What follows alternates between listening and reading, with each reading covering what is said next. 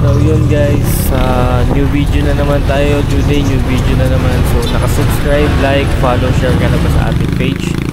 So kung di pa, click mo lang yung sa comment section yung mga link para updated ka lagi. So ngayon guys, kaduktong to nung isang video natin na nagdadaanan tayong sementeryo. So galing tayong Angono, bukod na yung video ng installation. So ito, encounter ko lang itong panahon na to, o araw na to, no? Naghahanap ako sa 7-Eleven kasi hindi pa ako nagla-lunch ito, past 3 PM na ata ng time na to. Basta so yun, namataan ko lang si kuya dito at medyo parang nahabag ng konti, diba? Pero hindi naman siya nanghingi sa akin, hindi siya nanghingi sa akin, wala siyang sinabi kung ano-ano. So yun, bumili muna ako nung ng tubig ko kasi uhaw na ako dito that time. Sobrang init at the same time malamig din kasi nag-uulan. So hindi pa rin ako nagla-lunch, hindi na ako bumili ng pagkain dito. Sabi ko sa Mandaluyong na lang ako kakain. So may binigay pala yung aking mga naging customer ng mga biskwit, ng mga pwede kong ikainin habang bumabiyahe ako. Kaya bumili din ako ng tubig kasi kung may sobra ako nung biskwit. So yung sobra ko, dalawa ata yan.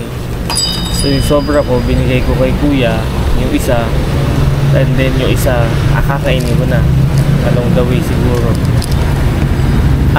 Hindi, kinain ko yan, tumigil lang din ako sa nag-biskwit na lang din ako. Kasi pantawid gutom laking bagay Tapos binigyan ko din siya ng juice. And hindi ko naman gusto yung juice na yan, kaya inapunan ko siya ng food tsaka juice. Sobra akong nahabag.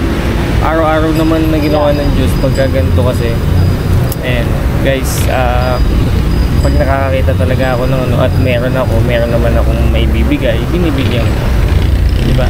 Wala namang masama siguro kung magbibigay tayo kahit ko hindi, diba? Kasi pag nagbigay tayo, ang sarap sa puso sobra tayong food siyempre magbibigay tayo. Pag tayo spreading good vibes lang talaga tayo. Pag meron tayo, namimigay tayo. At pag wala naman, sorry, next time na lang.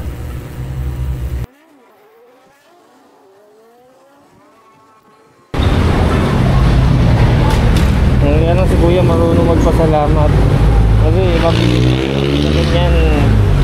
Pag may sobra akong pagkain, bigay ng customer kasi yun. Sobra naman para sa akin, bibigyan natin yung iba. Sarap naman yun. Yung ibang nabibigyan ko ng ganyan, hindi marunong mag thank you ba? Galit pa ata sa binigay ko buti si kuya nandun, marunong. Ang thank you mo lang pag nagbigay ka dyan, ayos mo nag-thank you sa'yo yung taong binigyan mo, tuwa na yung puso mo, diba? Diba naman di matutuwa sa gano'n?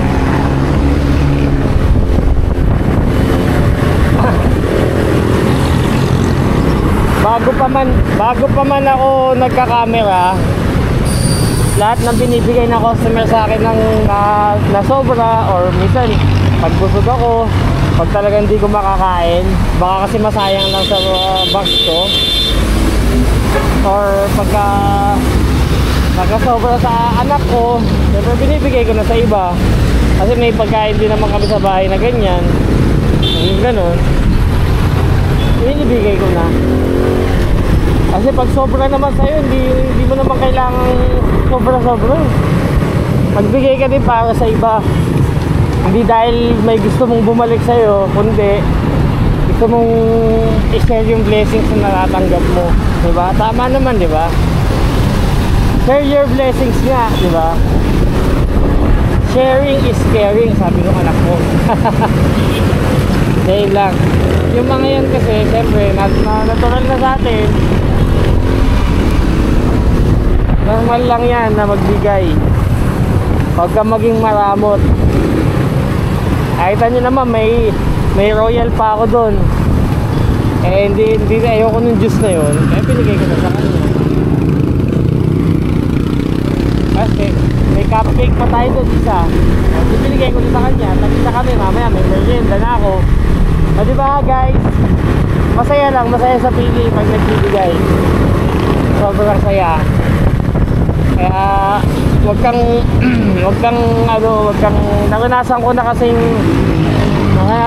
kasing mawalan. At nung may nagbigay sa akin na hindi ko kaano-ano or basta may tinulungan niya ako, laking bagay para sa akin. Kumbaga, habang buhay ko nang simula nang nangyayari sa akin yun, habang buhay ko nang tinatanaw yun, ay hanggang ngayon patuloy ako namimigay. Kung may sobra ako, namimigay ako. Pag wala naman, wala talaga. Diba? Yun lang, share ko lang din guys. Isa, may madadaanan ako na mga namamalimos, matanda. Talagang inaabotan ko ng pagkain. Ang hindi mo lang makukuha sa akin, pera. Hindi ako nagbibigay ng pera. Pagkain, pwede pa. Juice, pwede pa. Inumin, pwede pa. Eh sabihin mong pera, naku, negative yan.